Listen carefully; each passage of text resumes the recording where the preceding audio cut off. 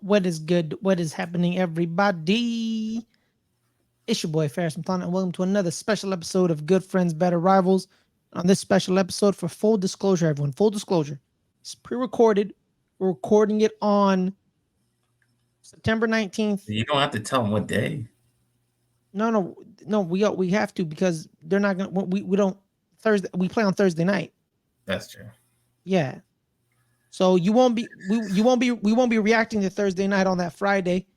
You'll get that the following Friday from me. So we're recording on Tuesday. We're going to be reviewing and recapping episode 2. It is episode 2. Why not? Sure, episode 2. Week 2 of the NFL season. The Dallas Cowboys faced the New York Jets in Dallas. The New York Giants went to Arizona, which, you know what? Arizona is very special for the New York Giants. I just want to point that out. Very special for the New York Giants. I saw that's when we beat the greatest upset of all time. That happened over there. But it was a massive comeback in Arizona. We'll also be recapping that, as well as, certain injuries occurred on the Giants side, as well as if anything happened in the Cowboys game, like injuries or anything special. Caleb will bring that to us. But I digress. I want to put that out there because don't be like, why didn't they talk about Thursday night? Because we haven't seen it. Well, I'll talk about Thursday night next to it. We're in the future. We're in the past.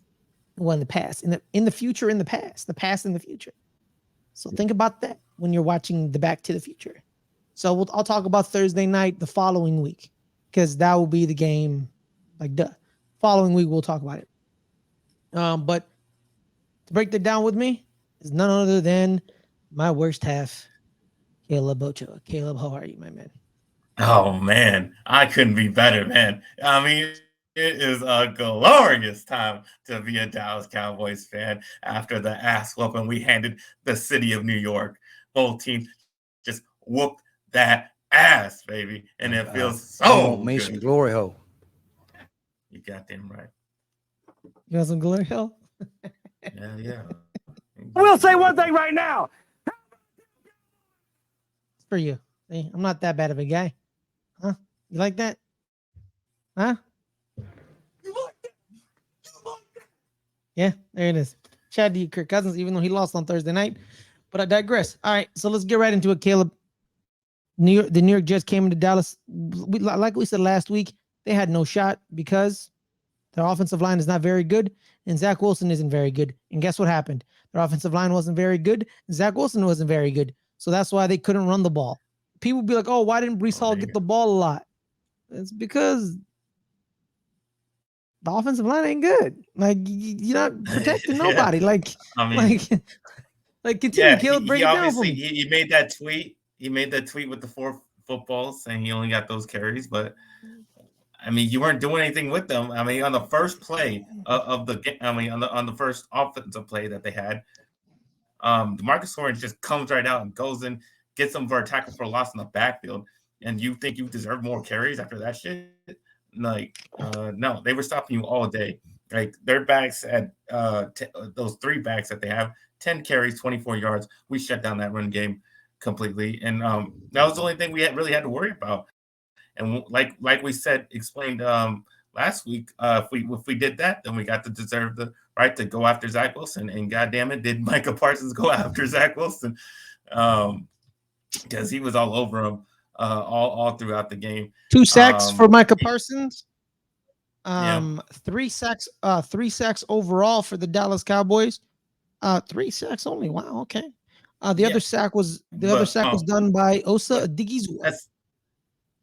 But that's the thing. The stats don't show what Micah does. Like, he doesn't get like super great stats and sacks and chaos like some other pass rusher. But it's just the effect that he has. He causes interceptions. He caused the interception to Jaron Kearse because he was chasing Zach Wilson, and he just throws it. He causes fumbles. He forced a fumble. That he almost, like, if he wasn't touchdown, he would have taken to the house. He causes other players to get sacks. He can get their pressures. And he just, like you said, just causes chaos. Like, on every single play, he's causing disruption. And that, like I said, that doesn't always show up in the stat line. But I mean, he's just amazing, man. He is freaking amazing. Yeah, the whole defense, showed up, did the thing, got 3 picks on Zach Wilson, and it was just disruptive all day. As far as they only got one play, obviously the one to Garrett Wilson where he took it. That was just a bad play by I think he stumbled or fell down. Something happened. Malik Hooker was supposed to help Stephon Gilmore. Like Gilmore was expecting help from the safety. The safety did not get there, and then Garrett Wilson just took it. But other than that, it was a great game for them. Another great game, 2 great games in a row. Not against the best offenses or the best quarterbacks. We all know that, but they still did their thing and they played great against what they had to do and showed how great they are. As far as the offense on the other side, Dak was extremely efficient. 31-38, 248 yards, 2 touchdowns, and 0 interceptions. And people keep bringing up the interception thing, and he's starting to get pissed off about it because he was in the press conference after the game, and they were asking him that you have 0 interceptions again, and you still think about that this season? It's like, nah, like I didn't have interceptions of the previous game, the previous year, or the year before that, or the year before that, and he's right. Like, I don't understand where this narrative just cut. Yeah, last year, he led this league in interceptions, but that's not Dak. Like, there's never been Dak. He's never been an interception guy. I don't know why that all of a sudden he has one bad year of throwing interceptions. All of a sudden he's an interception guy. That's never been a thing for him. He's never turned the ball over like that. He's always protected the ball, and all of a sudden he's got that stigma because of one outlier year, and that now he's the interception guy. Like, that makes no goddamn sense to me. Like, I'd be pissed off. I am pissed off for him. That becomes a narrative. Like, oh no, you're the interception guy. Like, doesn't make sense because he's never been that. A couple of those interceptions last year. You know what? I'm gonna take off my hater hat because sometimes I keep it on too long. I'm gonna take it off real quick. I remember. You remember the Jacksonville game? Like, one of them interceptions was like Noah Brown's fault. It literally hits Noah Brown in the hands, and it bounces off Noah Brown's hands. It happened a lot.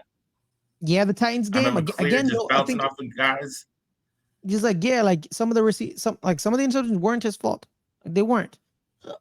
It's 1 year. Let me double check the previous years because he's always. It was an efficient 31 of 38. That's 81% completion percentage. Yeah. In a game.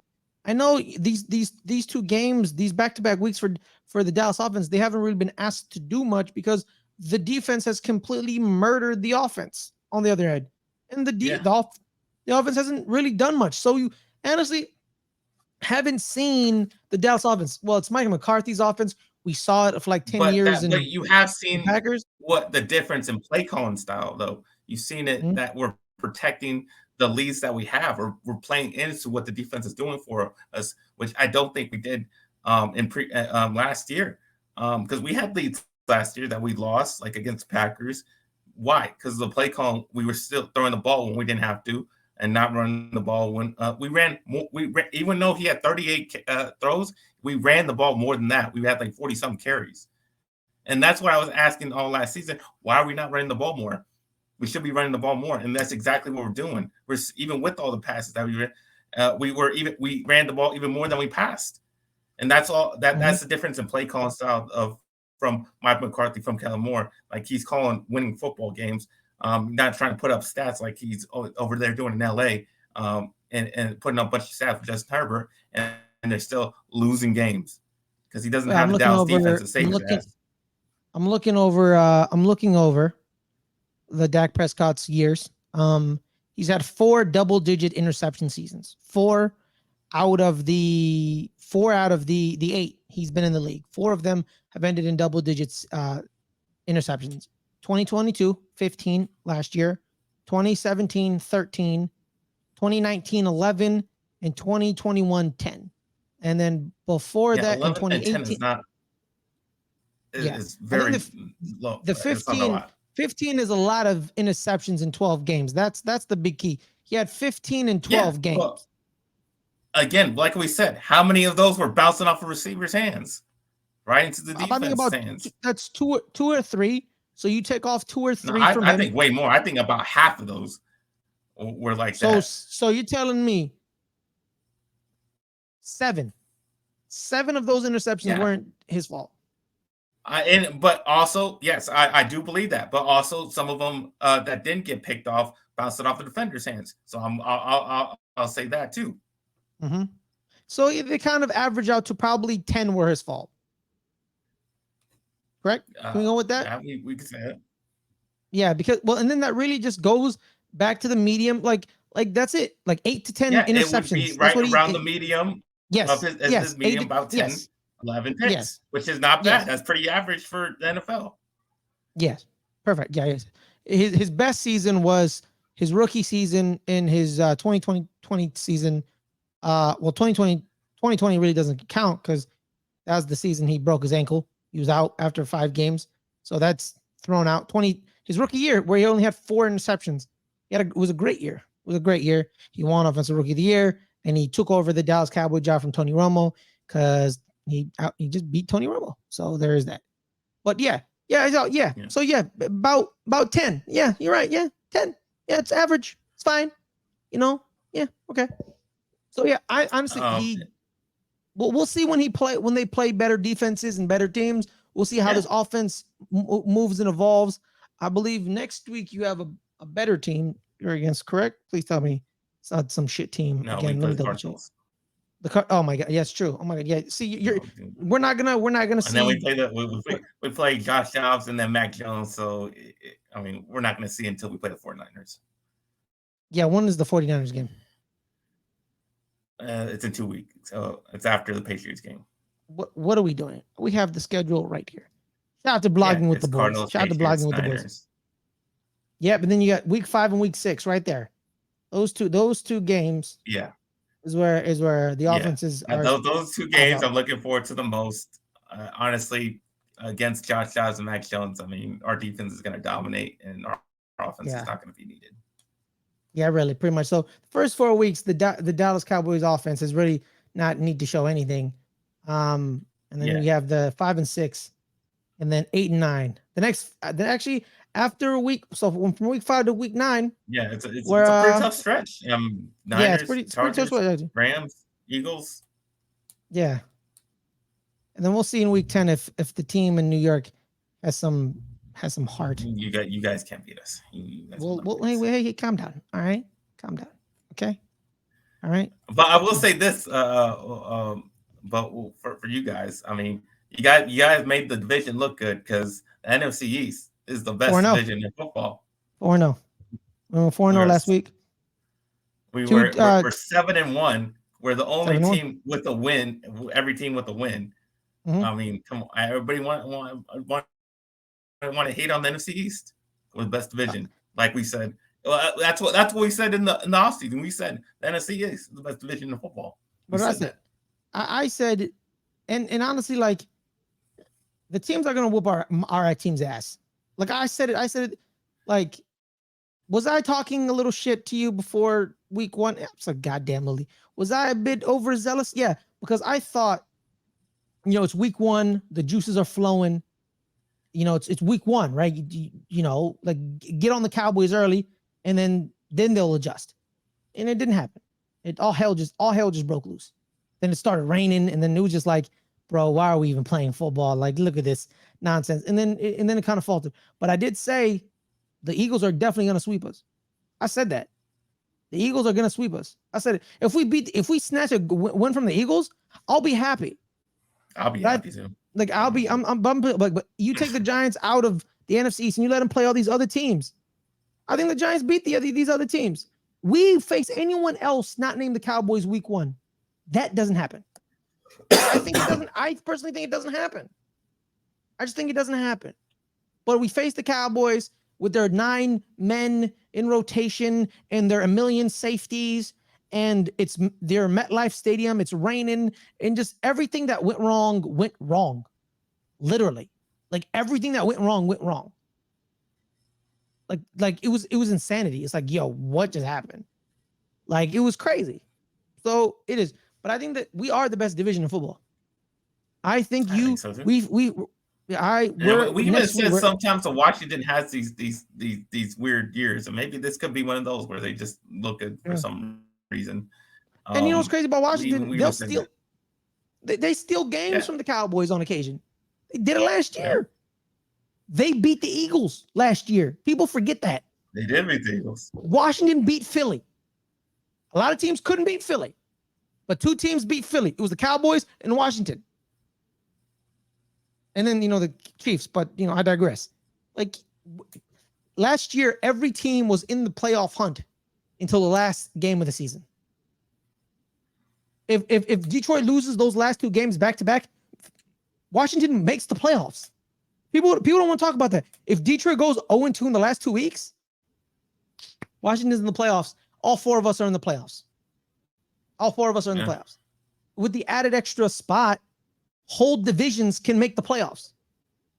With that extra spot, people be like, wait, it hasn't happened, but it's possible. And last year, it almost happened. I'm just saying. But yeah, you're gonna beat the living shit out of the Arizona Cardinals this week. Oh yeah, it's going to be bad. It's going to be bad. Speaking of the Arizona Cardinals, we've already played. We played Josh Dobbs last year, so we pretty much know what we're dealing with. The only problem right? I would see is the running. Zach Wilson also ran on us, just like Daniel Jones ran on us. That's the only problem I see with our defense, is that we just leave those gaps open when we do our stunts on the defensive line, and the quarterbacks just find this hole and then just take off. Well, you pin your ears back and you rush. You guys just pin your ear guys in your rush. Yeah. And then the occasional 5 to 10 yard rushing attempt by the quarterback. It's gonna happen. And Dobbs scored on you guys running the ball, did not? Man, don't even get me started on that. Was fucking nonsense. Yeah, but I mean, hey, the same thing can happen to us. We could be vulnerable to him doing that. I think that's the pretty much the only concern I would see from them, what they can do to us. Otherwise, we're just gonna. I don't think they're gonna run on us, and I think like I said, we're just gonna get up, get after them, and then their defense. I mean, they don't really. I mean, they let you guys just do anything they wanted in the second half. So I don't think our offense is really gonna have man. problem. They're up 20. So, all right, let's talk about the game. We got Arizona Cardinals. We go to Arizona. Let's talk about the game. Before that, the second half. I don't know what was said at halftime, but I think this is probably what was said at halftime. Hey, baby, let's go out there like a bunch of crazy dogs. Have some fun. Probably. I don't know. Weirdly enough, Caleb, there's no audio of the halftime speech. Interesting. Y'all got everything else. Y'all got the audio from anything else, but you couldn't get it from the halftime speech. What was said? Yo, that's crazy, right, Caleb? Caleb, did you watch the game? You watched the game, right? No, it was on the Cowboys game. Oh, yeah, it was. It both at 1:00. It looked like the team had died. It's like, the team's dead. This team is dead, and we're going to be picking in the top 5. This team is dead. Yeah, they're dead. They're dead. It was bad. They're dead. It was bad. Going into halftime, bro. It was dead, bro. They were being shoved around, threw around. James Conner was running people over. Josh Dobbs ran over Xavier McKinney. Xavier McKinney got ran over by Josh Dobbs. And you complain on Twitter, where's my new contract? You want a new contract? Don't let Josh Dobbs run you over for a touchdown. The team was dead. The team was dead. I don't know what happened at halftime. I don't know what was said.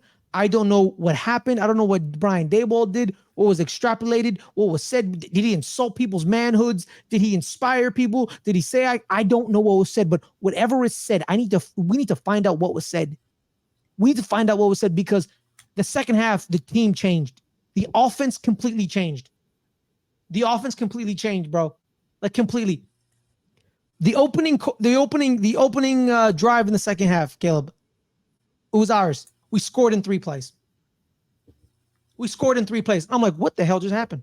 I missed it, Caleb. Because we scored that quickly. I missed it. And I blink and like I come back because I'm working at the store, right? And with the second half just started, I go back to my counter because I'm checking somebody out. We're already in the red zone. And I'm like, wait, it's only like 30 seconds. How are we in the red zone already? We threw a 58-yard bomb. I'm like, whoa, what just happened? And then Daniel Jones was like, hey guys, I can play football. Let me see you. Let me show you what's up. Because he was awful in the team was awful. There is a story circulating that Brian Daboll took back play calling duties from Mike Kafka. Oh, really? Yeah. It's a story being circulated. They asked Brian Daboll about it at the press conference. He said that didn't happen. Mike Kafka was calling plays. They asked Daniel Jones about it. He says, I was getting the plays from Mike Kafka. Some people think they're lying to us straight up to our faces. Because there are some videos of Brian Daboll covering his mouth with his play sheet. People are like, if you're not calling plays, why are you covering your mouth? You know what I mean? Like, why are you covering your mouth if you're not calling plays? People are assuming it. He's denied it. We don't know, but the team looked different. The team looked different. Jalen Hyatt was being involved more. Saquon Barkley was being involved more. Daniel Jones looked like he had an extra pair of juice to him. And then something happened. Unfortunately, Ben Bredesen got injured. He had a concussion. I thought okay, it's over. The offensive line played well because the biggest key, Caleb, they made an adjustment. They benched Mark Glowinski and they brought in Marcus McCathan, one of the 2 North Carolina offensive linemen they drafted last year, him and Joshua Zudu. The reason Marcus McCathan wasn't seen last year, he tore his ACL in the preseason, so he sat out. He's basically a rookie. He's basically a rookie. We benched Mark Glowinski for a rookie, and then we played Joshua Zudu, who's never played left tackle ever. I think he was a guard at North Carolina, and I think Marcus McCathan was a tackle at North Carolina. They put Joshua Zudu at left tackle. I don't know. Don't quote me on it. I think I'm probably wrong. I think Zudu probably played left tackle, but I don't really know. But he held up pretty nicely. Now imagine this offensive line with Andrew Thomas. Evan Neal played very well in the second half. I only said, what the hell are you doing? Like 3 or 4 times in the second half. The offensive line held up. The pocket for Daniel Jones, he stood in the pocket, Caleb, and he threw the ball, and he threw it like he threw it. It wasn't like, oh, let me throw it 5 yards. Like, no, I'm going to throw it deep. I'm throwing it deep, you know? And that's what happened. Jalen Hyatt was what it was about, you know, deep passes to Isaiah Hodgins. He's not very fast, so probably like 15 yards, but still a deep pass. Darius Slayton, I think, had like only one drop ball, or I don't think he dropped a ball. I didn't sell out. What the hell are you doing, Darius? There was one play where he catches it, but unfortunately he was out of bounds, but it was a great catch. I'm like, oh my God, Darius Slayton, Jesus Christ. That was amazing. That was amazing. But I do think Paris Campbell is going to be phased out because they're going to add Jalen Hyatt a little bit more. Darren Waller had a great game in the second half. It's all about second half adjustments, being more involved, getting the tough catches, 3rd and Waller, getting the ball. I think the receiving core is going to be Hodgins, Hyatt, Waller. And then you have the speed, and then you have another aspect of speed with Darius Slayton. Sterling Shepard showed up a couple of times. That was fine. He didn't really do much, but he showed up due to the rotation. We ran the ball effectively. Saquon Barkley couldn't be stopped. They ran the ball. Can you they saw hurt. That last play, man. Oh my God. Oh man, dude, we were driving on the play. I thought oh my God, that ripped my soul out, bro. That ripped my soul out. And I'm just like, bro, like, you know, there was one play where he hits this one Arizona Cardinal, then he hits another one, and he's still driving, and he's being tackled on the ground, right?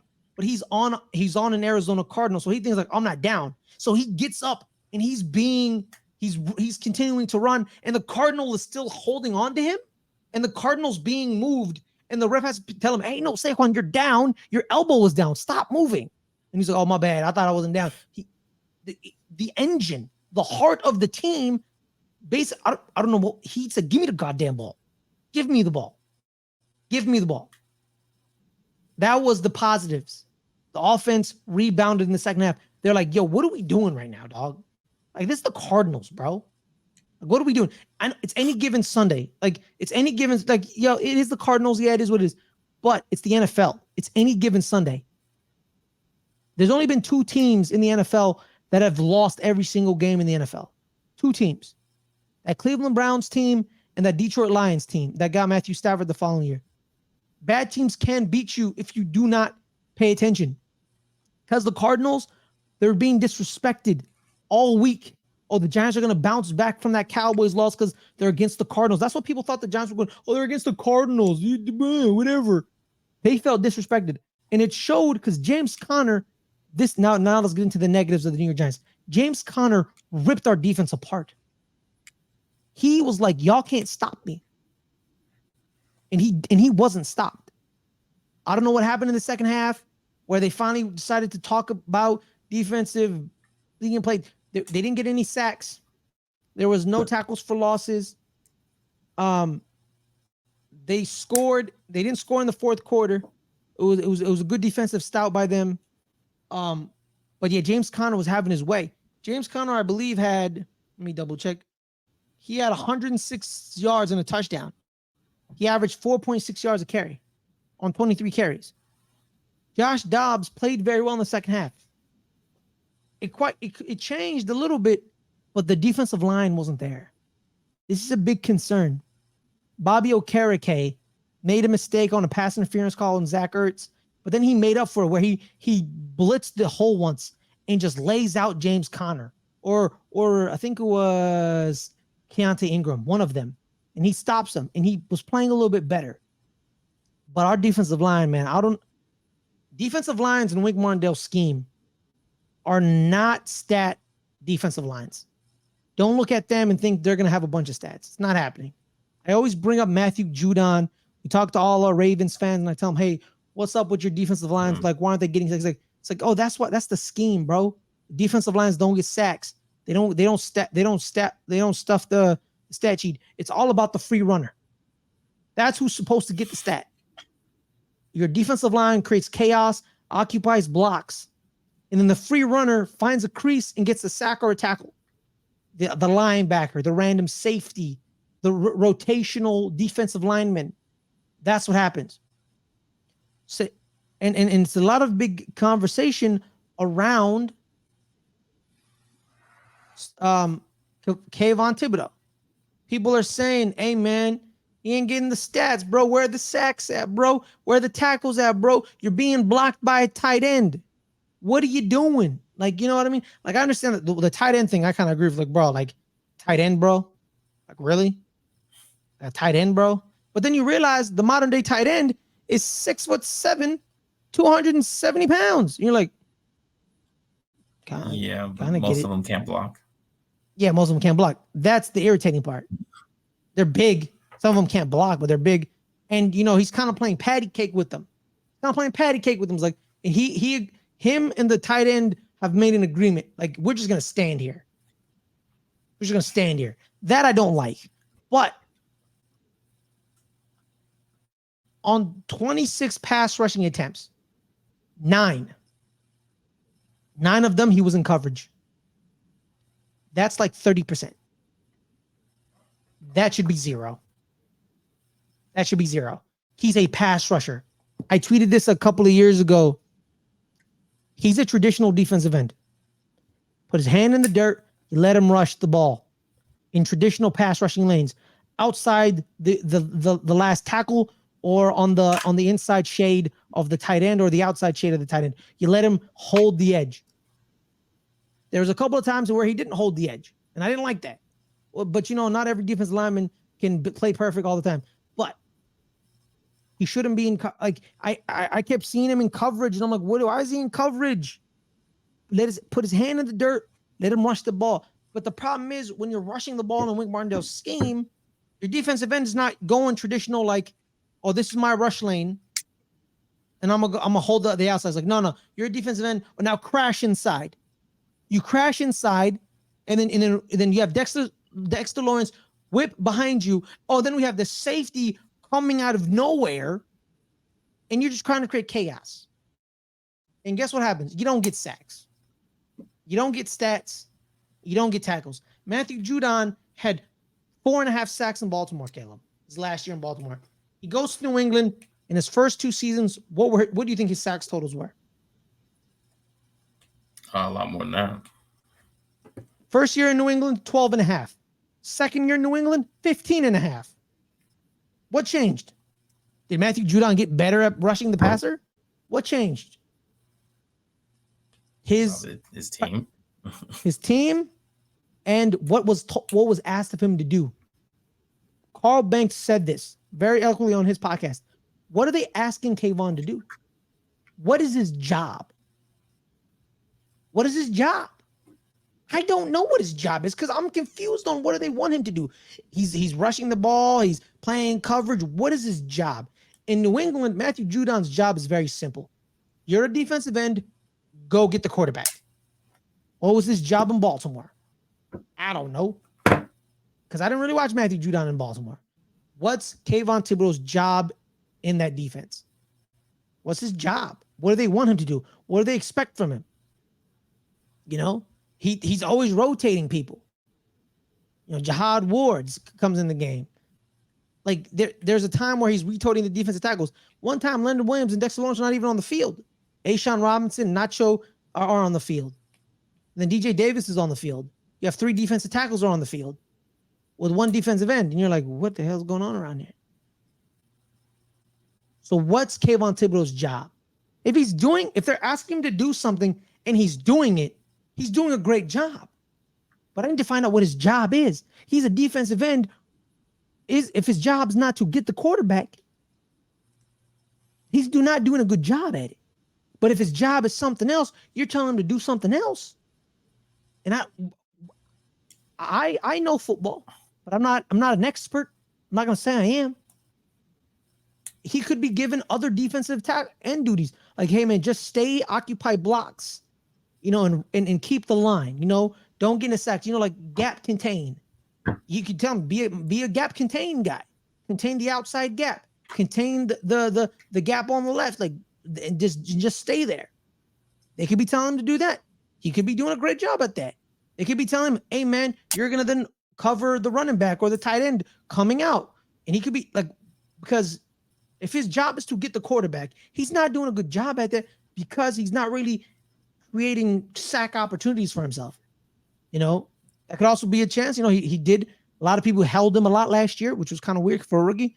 Could he be being held? Possibly. But watching defensive line and offensive line in broadcast format, you really don't know if they're having a good game until you're like Michael Parsons just running around with your hair on fire, just hitting anything that moves. So that you definitely know that. But you need all 22 film to dissect defensive line play. Like, what are they doing? What's their job? How are they conducting this? You know, did they do that? You know? So we'll see. We'll see. I'm not going to give up on the kid. I'm not going to give up on him because I'm not going to. I'm a big fan of him. I still think he can be a good defensive end in this league if they let him be a defensive end.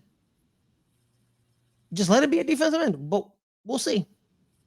He did react to the naysayers in his press conference scrum, saying, "Bro, it's just noise. The only people that matter are in the room."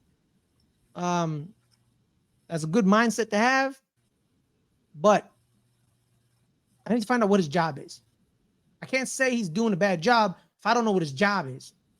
And people are like, "Oh, he's a defensive end. What do you mean? What's his job?" In Wink Martindale's scheme, defensive ends can have a lot of jobs.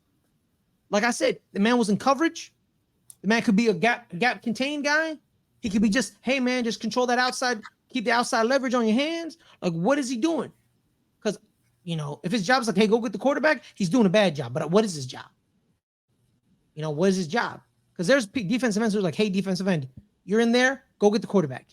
You're pass rushing, just go get the quarterback. Dante Fowler for the Cowboys, they don't tell Dante Fowler, hey man, go stop the run, Dante. Like, no, what? Like, no, absolutely not. Hey, Dante, go. It's a passing down. Go give me a sack. And his job's to get a sack. He gets a sack. He did his job right. He almost gets a sack. He gets his job right. He flushes a QB out. He does his job right. He doesn't get a sack and get standed up. Dante Fowler didn't do his job right because they specifically told him, "This is your job. This is your job." They hey, Jonathan Hankins, this is your job. Stop the run, Jonathan. He stops the run. He does his job. He gets a sack. That's a bonus on his job. If he doesn't stop the run, he's not doing his job. Like it's very clear. What's Kayvon Thibodeau's job? What's his job? Are they using his athleticism against him to be like, you're so athletic, you can actually play coverage on like they're not going to put Aiden Hutchinson in coverage. Imagine Aiden Hutchinson guarding a tight end, Caleb. Like, I don't think he can do it. Maybe. Probably not. Yeah, but Detroit doesn't ask him to do that. Detroit told Aiden, this is your job. Rush the passer and get tackles in the backfield. And he's like, I'll do it. Trayvon Walker in Detroit. Like these three are going to be stuck together forever. It's going to be Trayvon, Aiden, and him. They're going to be compared to each other for the rest of their time. People are already thinking that them two are way ahead of him. They think they're way ahead of him. But they're being asked to do one thing, and he's being asked to do another. Their jobs are clear. What's his job? What's his job? That's all I got to say. But now let's preview next week. Arizona going against another NFC East team. They're going against the Dallas Cowboys. Caleb, you're going to destroy Arizona, aren't you? Yeah, pretty much. I mean, we're definitely not going to have problems that the Giants did, or the Washington for that matter. I just want to talk about some of the injuries from the last game. Another injury to our left guard position. That sucks. Jimmy Doga went out. He was doing a pretty good job filling in for Tyler Smith. Hopefully, we can have Tyler Smith back for this game. If not, Tyler Bass did an okay job, like did a serviceable job. Dak only got sacked one time, and then we were able to run okay against a really good Jets defense. Just maybe not in the red zone. We didn't have that kind of power that we probably needed, and that what Tyler Smith can give us if he's back starting, because he's all power. So maybe that helps us do better in the red zone, because we had little problems doing that. But what positive of having our struggles in the red zone, we did find out that we have a good kicker now, because Brandon Aubrey just kicked 5 for 5. Mm-hmm. Yeah, I mean that's great for us. So that the fact that we don't have to really worry about him making a kick is great. A great feeling for that. Because I was definitely worried about that going into the season. Like, I just did not think we had a kicker, and we were going to get screwed in some of the games if it came down to a field goal. But he hit his kicks and he's looking good, so I'm good with that. But otherwise, Brandon Cooks was also out for this game. Hopefully, we'll have him back for this. He looked like he was going to go, but I guess it just held him out. He probably can go this game and he'll be back against the Cardinals. So we'll have a full go receivers. I guess we didn't really need him because all the throws went to CeeDee Lamb. He got like 11 receptions, 143 yards, just everything was just going through Lamb. So, but Dak did a good job of spreading around. And I think with Brandon Cooks, having that other guy there, he can definitely spread around in this game as well. And I think we can just dominate on defense, and like I said, it'll just be more of the same on offense. Kind of just keep away. That's what we did against the Jets. I mean, we had the ball for 42 minutes versus their 17 minutes. That's a product of the play call from Mike McCarthy, of just playing and just being very efficient with the play calling, protecting the ball, and prolonging these drives, and keeping our defense fresh. And if we keep doing that, these lesser quarterbacks that we're playing, they're just not going to have enough time with the ball, and we're just going to dominate the games that way. And it may not look totally flashy, but it's going to be damn well efficient. I think that's exactly what we're going to do against the Cardinals. Yeah, pretty much, man. Cardinals had their fun in the first half. The Giants then put it on them. The Cardinals looked like they were about to seal it because after we scored our first touchdown in the second half, they went down and drove on us and just punched us in the mouth in that second. But when the fourth quarter hit, it was all New York. The defense buckled in. We took the ball. We got some 3-and-outs and we succeeded and we scored quickly and efficiently. I think that's what's going to with the Cowboys. Their defense is a whole lot better than our defense. It's very clear. They have a million safety linebackers that I'm not going to name because there's like a ton of them. So there's a rotation there. You guys have rotation everywhere. I think the only part you don't have rotation is your corners. But honestly, you really just have those two corners. You're like, I'm cool with that. Those two corners. No, we have plenty of corners. We got Deron Bland and Jordan Lewis. Forgot about Duran. I keep because I keep forgetting. No, because I keep thinking Duran's a safety. You know what I mean? No, he's a safety. corner. He's a corner, right? He's a corner. Okay, so He's cool. All right, so you have three. So you have three good corners. Jordan Lewis, really, the man's like been injured like 8 million times. Come on. He's still good. He's still good when he's out there. Okay, that's fine. Good point. You have 4 corners, but like you have a million safeties who also play linebacker. And some of your linebackers play defensive end. I hate you so much. What is up with this defense? What is wrong with Dan? What is Dan Quinn? Is a Dan Quinn? Is Dan Quinn? Like Dan Quinn just totally came in. He's a monster. Just he's like, you know what, guys? I'm just gonna sign every safety we have. All the safeties are making this team. Every safety, all of them. You're like, Jesus Christ. Like, how many linebackers you got? You got like what? 3, 2? I mean, we have Van Der Esch and Damone Clark, and those are like the only like 2 true linebackers. That's some like safety linebackers. Yeah, I know, man. It's insane, bro. Yeah, it's insane. Dan Quinn again helped wrinkle the literally. Dan Quinn just changed the game again. It's like because like a lot of like nowadays is gonna be a lot of a dime and nickel. So you're like, hey man, let's just have a bunch of safeties, and like have 2 true linebackers, like a million safeties. So yeah, y'all gonna take them out. But the game of the week. Well, not the game of the week. Thursday. Well, you know what? It could That's be the game of the week. That is the game of the week, right? Thursday night like game. all the Thursday night like game all the is not the game of the week. like the Sunday games. Are they that like? Are they that like good? Nobody calls the Thursday night game the game of the week. Hey man, it's Giants Niners, baby. Giants Niners. Okay. Okay. Giants Niners. Kicked. Hey, it's Thursday night, dog. Crazy shit happens on Thursday night. Okay. Okay. Sure. Crazy shit happens. Hey man, crazy stuff happens on Thursday night. Okay. Let's not act like crazy stuff doesn't happen. Right. You guys are playing in San Francisco. Yeah, but we stayed in We stayed in Arizona, so we're good. Why are you not going to the game? Coast. Why are you not going to that game? I have an event. I have an event to go to. You don't event. You should be at that game. I really wanted to go to that game. Let me see if I can get to that game after the event. I don't know. We'll see. I wish, but I have to go. I have to be at school, unfortunately. Well, school. Yeah. School's not important.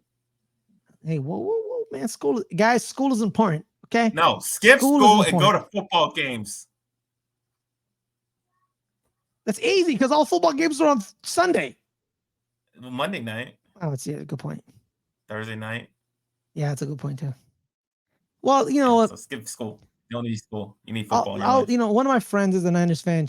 She's a season ticket holder actually, so she goes to every game. So we'll see about that. But I will be watching it on my phone at school. We'll see if I'm happy, as I'm probably eating my sorrows out. But we'll see.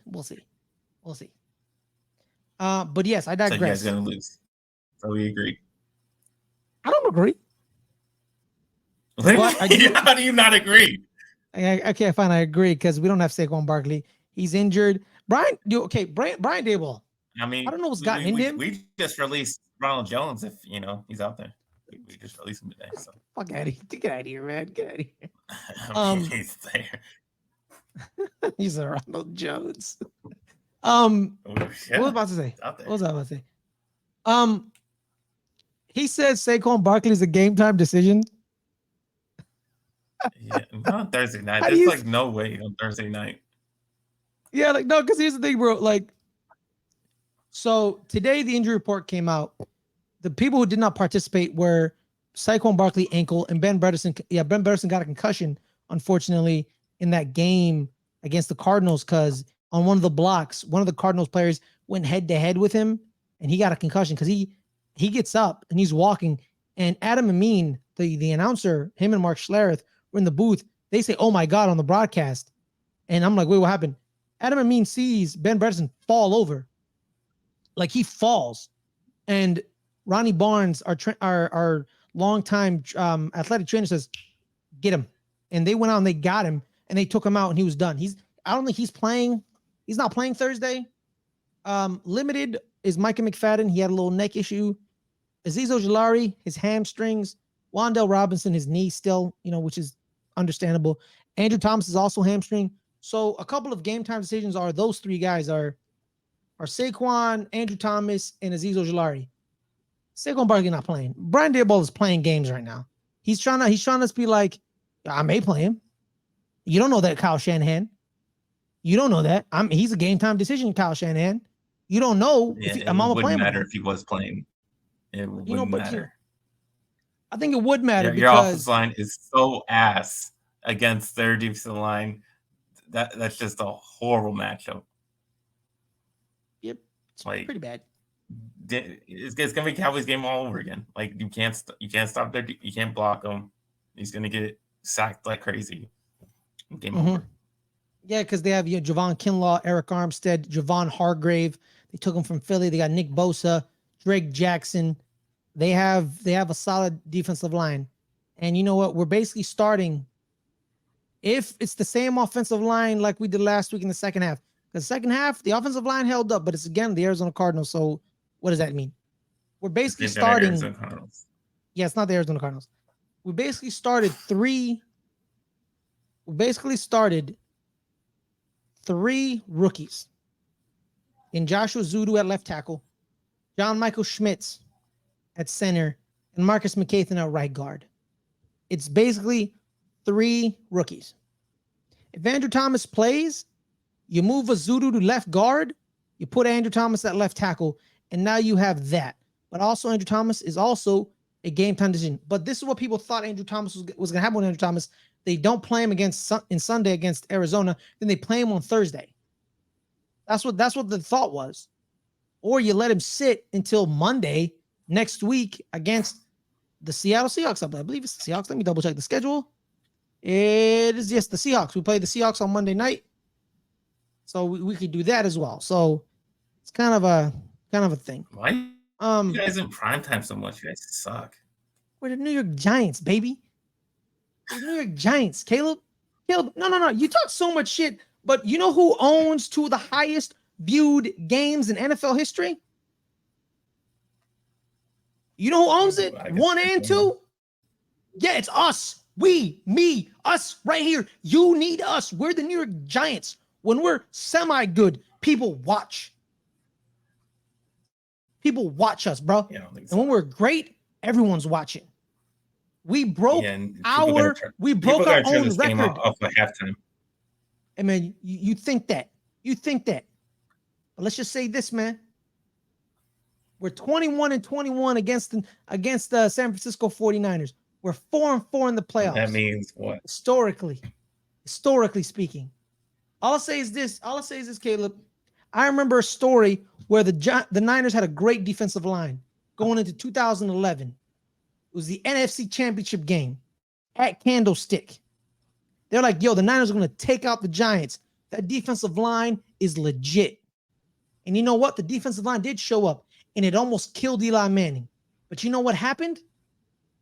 Eli Manning stayed in that pocket, and he won that game in overtime. Am I saying Daniel Jones is Eli Manning? No. You don't have anything that's even close to that team on your team. Am I being delusional? Yes. Are the Giants going to win? I don't think so. It's not happening. It's not happening, man. The Giants are probably going to lose. Fine. But if we win, I'll be happy as shit because I can lloyd this over my Niners fans friends. I have a bunch of Niners fans friends.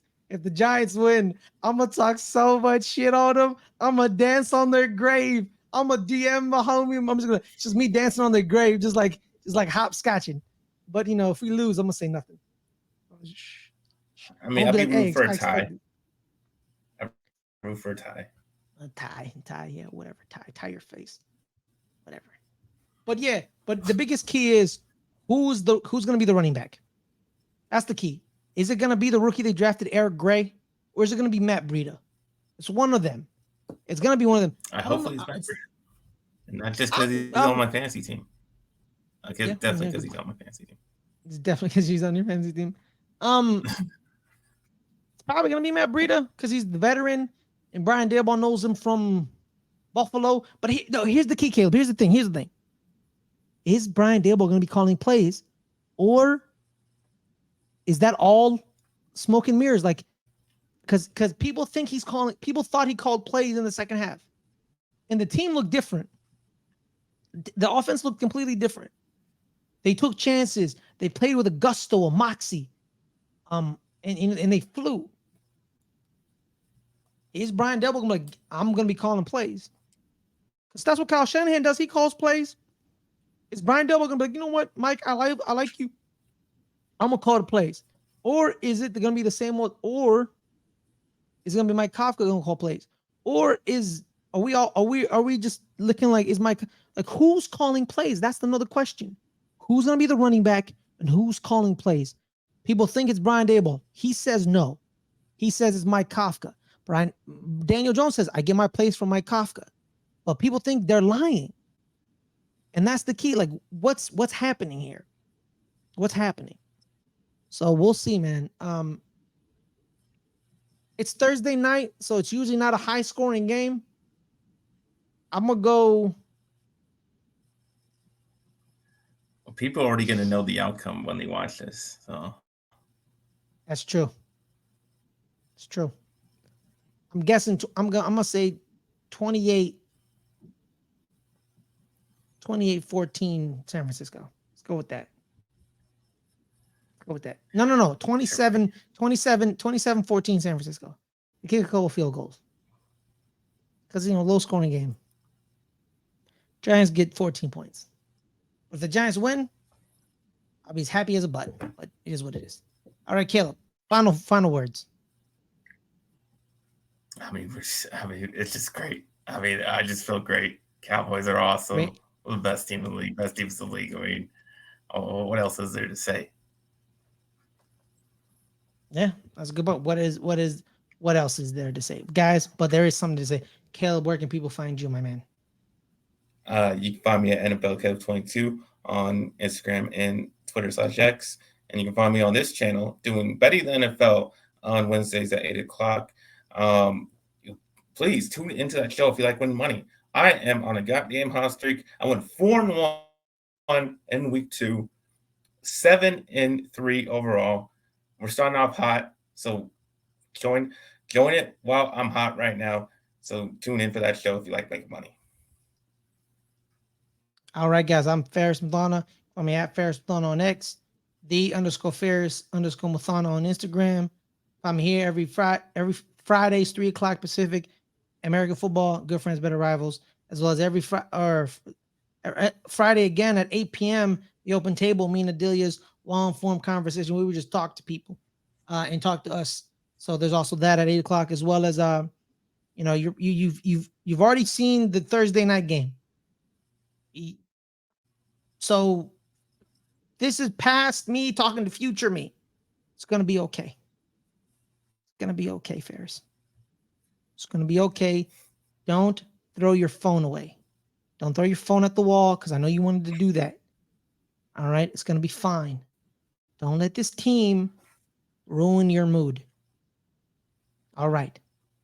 On that note, everybody, as well as the rest of the world, y'all stay safe. Y'all stay cool. See y'all next week, Friday, where either this me was telling the truth in the past, in the future, or he lied and the Giants won. We will see. We'll see. Next week, I'll break down the Thursday night game. Thursday night game, we'll break it down. All right. So see y'all next time, everyone. Stay safe, stay cool, and stay blue, baby. Peace. Peace.